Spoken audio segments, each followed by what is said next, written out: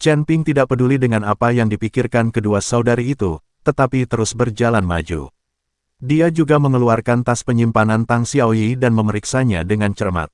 Sebagai tuan muda Klantang, pasti ada banyak barang bagus di tas penyimpanannya. Chen Ping dengan santai melemparkan beberapa pil dari kantong penyimpanan ke mulutnya. Tidak ada sedikit pun energi spiritual atau sumber daya di tempat tanpa harapan ini, dan seseorang hanya dapat mengandalkan sumber daya yang dibawanya untuk mengisinya kembali. Hei, apa ini? Pada saat ini, Chen Ping mengeluarkan bola bercahaya dari tas penyimpanan. Bola bersinar ini transparan dan mengandung kekuatan misterius. Melalui bola itu, Anda dapat melihat hewan kecil meringkuk di dalamnya, dengan kulit, daging, dan pembuluh darahnya terlihat jelas. Mungkinkah itu telur binatang roh? Chen Ping teringat pada binatang pemakan langit kecil, yang saat itu juga berbentuk bola. Tuan Chen, berhati-hatilah, itu adalah binatang pemakan jiwa dari Lingmen. Suara Hong Yao datang dari belakang Chen Ping. Sebelum Chen Ping bisa bereaksi, dia melihat bola bercahaya di tangannya tiba-tiba meledak, dan kemudian binatang pemakan jiwa itu terbang keluar dalam sekejap dan menghilang di antara kedua alis Chen Ping. Chen Ping berdiri di sana tak bergerak, sementara Hong Yao dan Lan Yao telah menyusulnya. Gawat, Tuan Chen telah diserbu oleh binatang buas pemakan jiwa. Aku khawatir kesadaran Tuan Chen akan segera dimangsa. Melihat ini, Hong Yao berkata dengan cemas. Kakak, tidak ada cara untuk menyingkirkan binatang pemakan jiwa yang telah memasuki tubuh. Dalam beberapa saat, Chen Ping akan menjadi gila jika dia tidak mati. Kita bisa memanfaatkan kesempatan ini untuk memenggal kepalanya, lalu membawanya ke keluarga Huo untuk ditukar dengan batu peri. Lan Yao berkata dengan penuh semangat. Diam, Hong Yao mengerutkan kening. Tuan Chen baru saja menyelamatkan nyawa kita. Bagaimana mungkin kita masih melakukan hal seperti itu? Kakak, cepat atau lambat dia akan mati juga.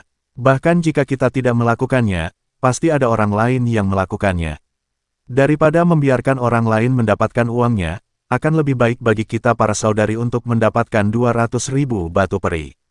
Itu 200.000. Saat Lan Yao berbicara, dia hendak memenggal kepala Chen Ping dengan pedang di tangannya. Dentang, dengan suara keras, pedang Lan Yao diblokir oleh Hong Yao. Kakak, kalau kamu mulai berkelahi, jangan salahkan aku karena bersikap kasar.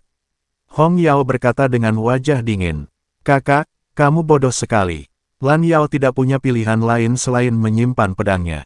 Hong Yao memandang Chen Ping dan mendapati Chen Ping tidak bergerak, seolah-olah dia telah kehilangan kemampuan untuk mengendalikan tubuhnya. Faktanya, Chen Ping baik-baik saja sekarang. Binatang pemakan jiwa apapun yang memasuki lautan kesadarannya pasti sudah ditangkap, dipanggang, dan dimakan oleh Raja Iblis Awan Merah sejak lama. Sekalipun Raja Iblis Awan Merah tidak berada di lautan kesadaran Chen Ping, binatang pemakan jiwa ini tidak akan mampu melukai kesadaran Chen Ping sedikitpun. Ada juga Daluo Golden Classic di lautan kesadaran Chen Ping, yang merupakan keberadaan yang bahkan ditakuti oleh Raja Iblis Awan Merah. Apa itu binatang pemakan jiwa yang kecil? Kudengar setelah binatang pemakan jiwa memasuki tubuh seseorang, ia dapat dengan cepat dihisap keluar melalui mulutnya. Aku akan mencobanya. Setelah Hong Yao selesai berbicara, dia mencium Chen Ping dan mulai mengisapnya dengan keras. Chen Ping membelalakkan matanya, tampak terkejut dan malu. Mendorong Hong Yao menjauh, Chen Ping terbatuk 2 kali dengan keras, maaf, aku baik-baik saja. Tuan Chen, apakah binatang pemakan jiwa dalam tubuh Anda telah tersedot keluar? Melihat Chen Ping baik-baik saja, Hong Yao berkata dengan gembira, tetapi tepat setelah dia selesai berbicara, Hong Yao mengerutkan kening dan berkata, itu tidak benar. Jika binatang pemakan jiwa di tubuhmu tersedot keluar, itu seharusnya masuk ke tubuhku. Mengapa aku tidak merasakan apa-apa?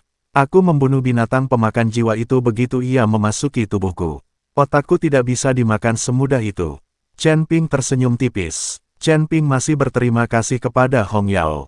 Terlepas dari apakah dia membantunya atau tidak, setidaknya dia tidak lagi berniat untuk menyakitinya.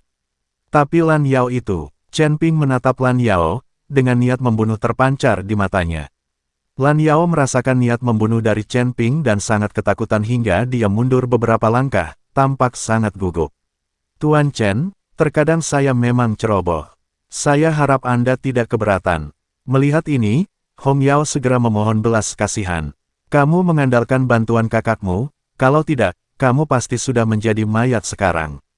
Chen Ping menatap Lan Yao, matanya penuh peringatan.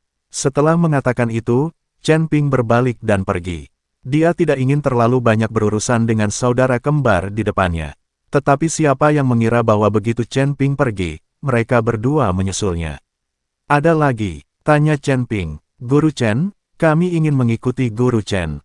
Hong Yao berkata terus terang. Aku tidak akan membiarkan siapapun yang ingin membunuhku berada di dekatku. Chen Ping menggelengkan kepalanya. Tuan Chen, memang salahku tadi, tetapi Tuan Chen juga harus berpikir jernih. Tempat Wuwang ini milik keluarga Huo.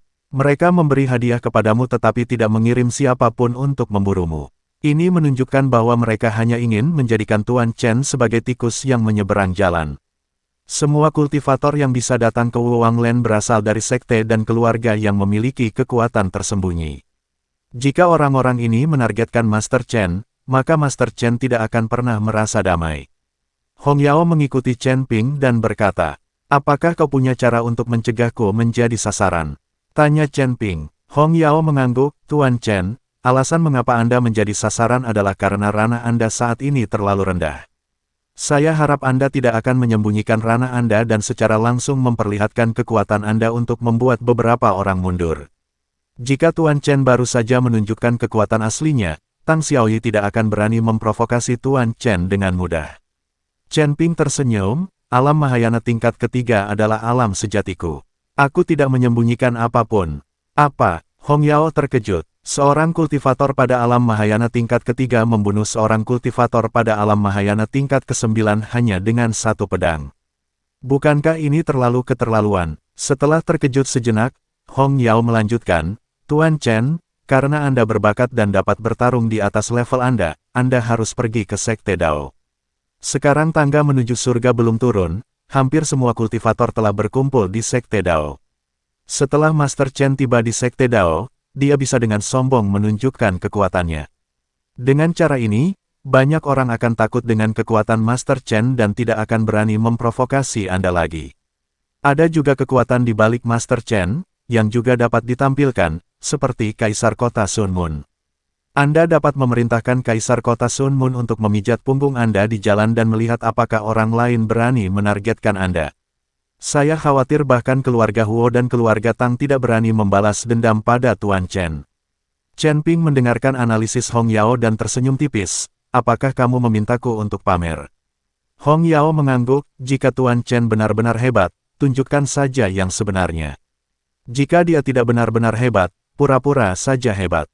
Pokoknya, pastikan saja orang lain tidak berani memanfaatkanmu. Bagaimana aku bisa berpura-pura? Alamku terlalu rendah, jadi aku tidak bisa berpura-pura. Chen Ping merenung, aku punya pedang di sini, aku ingin tahu apakah aku bisa berpura-pura. Saya khawatir ini tidak akan berhasil. Ini hanya pedang yang berharga. Tidak semua orang tahu nilainya. Apakah Tuan Chen punya benda hebat lainnya?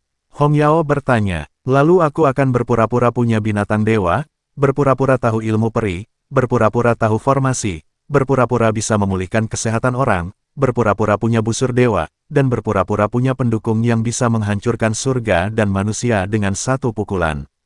Chen Ping berbicara tanpa henti. Tidak, Tuan Chen berpura-pura dapat dipercaya, seperti menghancurkan dunia surga dan manusia dengan satu telapak tangan, menggunakan binatang suci, menggunakan busur raja suci, dan mengetahui beberapa seni abadi, itu hanya sesumbar, yang membuat orang sulit mempercayainya. Hong Yao melambaikan tangannya berulang kali, memberitahu Chen Ping untuk berhenti berpura-pura. Membual, Chen Ping tersenyum, kemudian gelombang panas datang, dan binatang kilin kecil dilepaskan oleh Chen Ping. Merasakan rumput hijau lembut di sekelilingnya, binatang kilin kecil itu sangat gembira. Ia berlarian dan berteriak kegirangan. Binatang kecil penelan langit itu tampaknya telah merasakan sesuatu dan terbang langsung dari cincin penyimpanan Chen Ping. Binatang kecil penelan langit itu sama sekali tidak berada di bawah kendali Chen Ping. Binatang kecil kilin dan binatang kecil penelan langit sedang bermain dengan bebas, mereka sangat bahagia. Melihat pemandangan ini, Hong Yao dan Lan Yao tercengang. Tuan Chen, ini, Hong Yao membelalakkan matanya, wajahnya penuh ketidakpercayaan. Oh, kedua binatang kecil yang aku besarkan ini berperilaku sangat baik. Chen Ping berkata dengan santai. Hong Yao dan Lan Yao, sial, mereka benar-benar punya binatang suci. Dentang, pada saat ini, tiba-tiba terdengar suara renyah, dan busur ajaib jatuh dari tubuh Chen Ping. Maaf, cincin penyimpanannya agak penuh. Chen Ping membungkuk dan mengambil busur Raja Dewa. Raja Dewa busur, mata kedua saudari itu hampir keluar.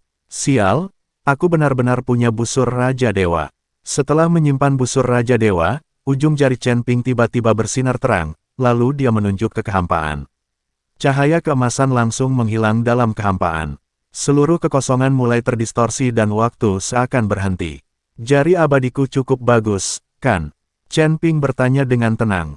Sihir, mulut kedua saudari itu cukup besar untuk menampung 2 butir telur. Sial, dia benar-benar tahu sihir.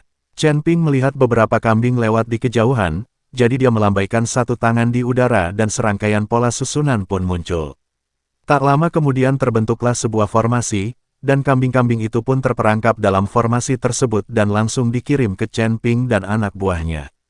Lalu beberapa kambing langsung jatuh ke tanah seolah-olah dikendalikan oleh sesuatu. Chen Ping menjentikkan jarinya, dan nyala api mulai menyala. Saat aromanya memenuhi udara, beberapa kambing dipanggang. Baunya harum sekali. Sudah lama aku tidak makan daging domba panggang.